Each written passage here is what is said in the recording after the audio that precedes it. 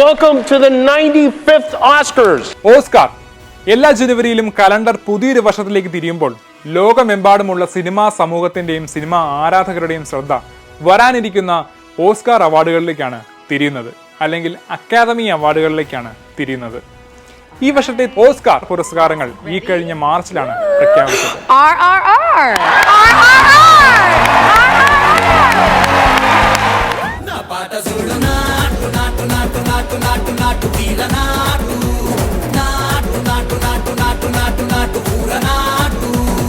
അതിൽ ഇന്ത്യൻ സിനിമയ്ക്ക് തന്നെ അഭിമാനമായി RRR സിനിമയിലെ നാട്ടുനാട്ടു സോങ്ങിനും അതേപോലെ എലിഫന്റ് വിസ്പേഴ്സ് എന്ന ഡോക്യുമെന്ററിക്കുമാണ് ഓസ്കാർ ലഭിച്ചത്.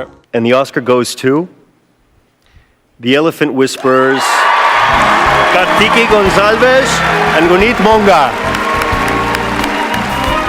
1929-ൽ കാലിഫോർണിയയിലെ റൂസ്വെൽറ്റ് ഹോട്ടലിൽ വെച്ചാണ് ആദ്യത്തെ ഓസ്കാർ അവാർഡ് ദാന ചടങ്ങ് നടന്നത്. ഓസ്കാർ അവാർഡ് നേടിയ ആദ്യ നടനാണ് Emil Jannings. The last command, the way of all flesh എന്നീ ചിത്രങ്ങളിലാണ് അദ്ദേഹത്തിന് അവാർഡ് ലഭിച്ചത്. ഓസ്കാർ എന്ന് കേൾക്കുമ്പോൾ പലരുടെയും മനസ്സിൽ വരുന്ന ഒരു സംശയമാണ്, ആരാണ് ഓസ്കാർ കൊടുക്കുന്നത്, എന്തിന്റെ അടിസ്ഥാനത്തിലാണ് ഓസ്കാർ കൊടുക്കുന്നത് എന്നൊക്കെയുള്ള ചോദ്യങ്ങൾ. ഓസ്കാറിന്റെ ഹിസ്റ്ററി നോക്കുകയാണെങ്കിൽ ഓസ്കാർ എന്ന് നമ്മൾ പറയുമ്പോഴും അക്കാദമി അവാർഡ്സ് എന്നാണ് ഒഫീഷ്യലി ഈ ഒരു അവാർഡിനെ വിളിക്കുന്നത്.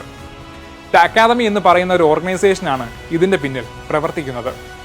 1927 കാലഘട്ടത്തിൽ ഹോളിവുഡിലെ സിനിമാ പ്രവർത്തകർക്കിടയിലും ടെക്നീഷ്യന്മാർക്കിടയിലും ചില കോൺഫ്ലിക്ട്സ് ഉണ്ടായപ്പോൾ ഹോളിവുഡിലെ പ്രധാന സ്റ്റുഡിയോ ആയ MGM സ്റ്റുഡിയോയുടെ മേധാവി ലൂയി മേയർ ഈ ഒരു പ്രശ്നം പരിഹരിക്കാൻ തീരുമാനിച്ചു.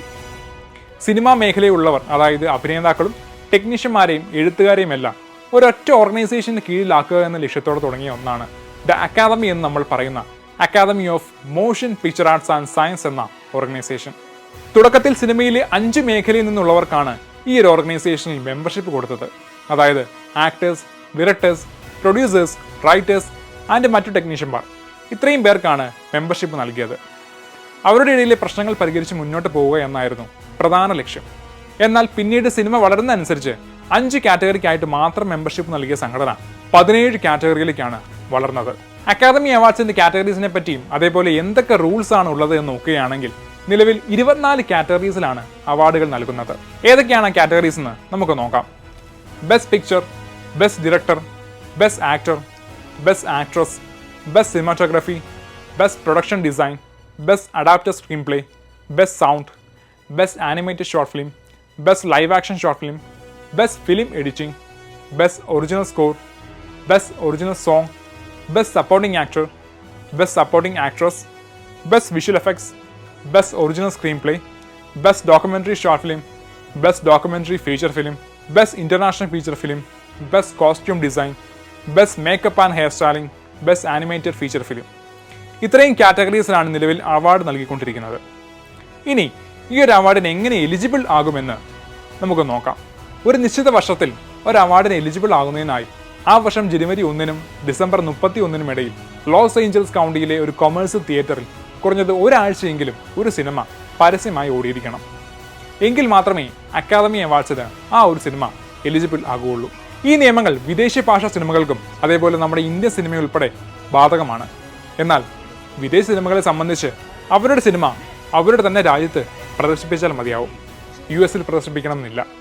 അതേപോലെ ഡോക്യുമെന്ററികൾക്കും ഷോർട്ട് ഫിലിമുകൾക്കും വ്യത്യസ്ത യോഗ്യത ആവശ്യകതകളാണ് ഉള്ളത്. അവയുടെ നിർമ്മാതാക്കൾ തന്നെ അത് ഒഫീഷ്യലി സബ്മിറ്റ് ചെയ്യണം. അതേസമയം മ്യൂസിക്കൽ അവാർഡുകൾക്ക് ആ ഒരു മ്യൂസിക് കമ്പോസർ അല്ലെങ്കിൽ മ്യൂസിക് ഡയറക്ടറാണ് സബ്മിഷൻ ഫോം ഫയൽ ചെയ്യേണ്ടത്. ഇനി അവാർഡിനായി കാൻഡിഡേറ്റ്സിനെ ആർക്കൊക്കെ തിരഞ്ഞെടുക്കാമെന്ന് നോക്കുകയാണെങ്കിൽ academy of motion picture arts and സയൻസിലെ അംഗങ്ങൾക്ക് മാത്രമേ ഓസ്കാറിനുള്ള സ്ഥാനാർത്ഥികളെ നോമിനേറ്റ് ചെയ്യാൻ സാധിക്കുകയുള്ളൂ. അതുപോലെ തന്നെ വോട്ട് ചെയ്യാനും സാധിക്കുകയുള്ളൂ. അക്കാദമിയെ ചലച്ചിത്ര നിർമ്മാണത്തെ വിവിധ ശാഖകളായി തിരിച്ചിരിക്കുന്നു. കൂടാതെ ഓരോ അവാർഡ് വിഭാഗത്തിലെയും നോമിനികളെ തിരഞ്ഞെടുക്കുന്നത് ആ ഒരു ബന്ധപ്പെട്ട ബ്രാഞ്ചിലെ അംഗങ്ങൾ തന്നെയായിരിക്കും.